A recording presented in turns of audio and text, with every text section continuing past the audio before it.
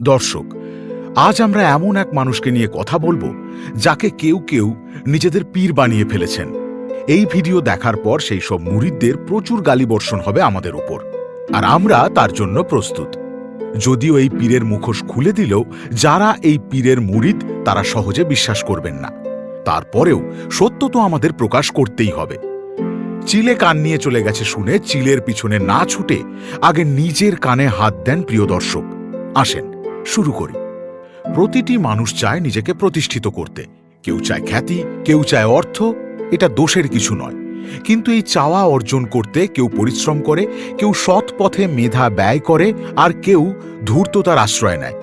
পিনাকি ভট্টাচার্য নিজেকে প্রতিষ্ঠিত করতে নীতি, আদর্শ, ধর্ম সবকিছুকে বিসর্জন দিয়ে চতুরতা ও মিথ্যার আশ্রয় নিয়েছেন, যার প্রমাণ তার প্রায় সবগুলো ভিডিওতে আছে। সবারই জানা আছে পিনাকি পালিয়ে গিয়ে ফ্রান্সে আশ্রয় নিয়েছেন বাংলাদেশে একটি আর্থিক অনিয়মের অভিযোগে পুলিশের প্রশ্নের উত্তর দেওয়ার ভয়ে। ব্যক্তি পিনাকির পিছনের কথা নাই বা বললাম, ধূর্ত পিনাকি বাংলাদেশের রাজনৈতিক পরিস্থিতির সুযোগ নিয়ে এক ঢিলে দুই পাখি নয়, 3 পাখি শিকারের বুদ্ধির পথ বের করেছে। সে লক্ষ্য করেছে বাংলাদেশে একটি জনসংখ্যা রয়েছে যারা আওয়ামী লীগ এবং ভারত বিরোধিতায় মুখিয়ে আছে। সে টার্গেট করেছে এই অডিয়েন্সকে। পিনাকির জানা ছিল এই অডিয়েন্সকে যত আওয়ামী লীগ এবং ভারত বিরোধী বক্তব্য দেওয়া যাবে তত এরা গোগ্রাসে গিলে হাততালি দিতে থাকবে। পিনাকি প্রথম নজরে আসে মানুষকে একটি ধাপ্পা দেওয়ার মাধ্যমে। সে একের পর এক ইউটিউব ভিডিওতে বলতে থাকে এই শেখ হাসিনার সরকার নেমে যাচ্ছে, এই শেখ হাসিনাকে নামিয়ে দেওয়া হচ্ছে। এই সব ভিডিওর শিরোনাম দেখেন। এভাবে সে 16 লাখ দর্শক বানিয়ে নিয়েছে, যেখান থেকে এখন তার আয় প্রতি মাসে বাংলাদেশ মুদ্রায় প্রায় 20 থেকে 50 লাখ টাকা। যারা মজা পেয়েছে, তৃপ্তি পেয়েছে এবং তার কথা বিশ্বাস করেছে তারা কেবল ধোঁকাই খেয়েছে, এবং পিনাকির হাজার হাজার ডলার আয়ের ব্যবস্থা তারা করে দিয়েছে। গত 3 বছরে তার একটি কথাও সঠিক বলে প্রমাণিত হয় নাই। সে এখন প্রায় প্রতিদিন ভিডিও ছাড়ে, কারণ যত ভিডিও তত টাকা, লাখ লাখ টাকা। পিনাকি সবকিছু জেনে শুনেই নিজের সামান্য স্বার্থে এদেশের মানুষকে বিপদে ঠেলে দিতে চেয়েছে। তার নজির আছে অসংখ্য। আমরা একে একে তার সবগুলো ধাপ্পাবাজি, মিথ্যাচার ও মানুষের ক্ষতির দিকগুলো তুলে ধরব। আমাদের উদ্দেশ্য ইউটিউব থেকে আয় করা নয়, আমাদের উদ্দেশ্য ভারত বা আওয়ামী লীগের পক্ষাবলম্বন নয়। আমাদের কোনো খারাপ স্বার্থ নাই। আমাদের স্বার্থ শুধু সত্যের পক্ষে, বাংলাদেশের মানুষের পক্ষে। বাংলাদেশের মানুষকে যাতে ভুল পথে কোনো মতলববাজ টেনে না নিতে পারে, মানুষের জীবন মরণ নিয়ে মিথ্যা তথ্য দিয়ে বিভ্রান্ত না করতে পারে, আমাদের ভিডিওর উদ্দেশ্য সেই সত্য উন্মোচন করা। আজ এই ভিডিওতে আমরা তুলে ধরব পিনাকির ভারতে চিকিৎসা নিতে না যাওয়ার ব্যাপারে নিরুৎসাহিত করা নিয়ে। পিনাকি বলেছেন, আপনারা ভারত যাবেন না, চিকিৎসা নিতে মালয়েশিয়া যান, থাইল্যান্ড যান, পাকিস্তান যান অথবা চীনে যান। সেখানে ভারতের চেয়ে চিকিৎসার খরচ কম এবং উন্নত মানের। তা বটে, একজন সাধারণ মানুষের চিকিৎসা নিতে কলকাতার হাসপাতালে পৌঁছাতে বাসে বা ট্রেনে খরচ হয় 2 থেকে 3 হাজার টাকা। চেন্নাই পৌঁছাতে লাগে 5 থেকে 6 হাজার টাকা। পক্ষান্তরে পাকিস্তানে পৌঁছাতে লাগবে 50,000 টাকা। আর চিকিৎসা, উন্নত চিকিৎসার জন্য যে পাকিস্তানিরাই ভারতে আসে তা খোদ পাকিস্তানের সবচেয়ে বড় ডন পত্রিকার রিপোর্ট দেখেন। From Pakistan to India, a new lease of life. উল্লেখিত দেশগুলির মধ্যে থাইল্যান্ডের চিকিৎসাই কেবল ভারতের সমমানের, তাও সর্বত্র নয়। থাইল্যান্ডের সুনাম রাখা হাসপাতালে চিকিৎসা নিতে হলে থাইল্যান্ডে যেতে শুধু প্লেন ভাড়াই দিতে হবে 60,000 টাকা। আর বামরুনগ্রাদের মতো যে কয়টি উন্নত হাসপাতাল আছে সেখানে যে কোনো চিকিৎসার জন্য ভারতের চেয়ে খরচ হবে কমপক্ষে 8 থেকে 10 গুণ।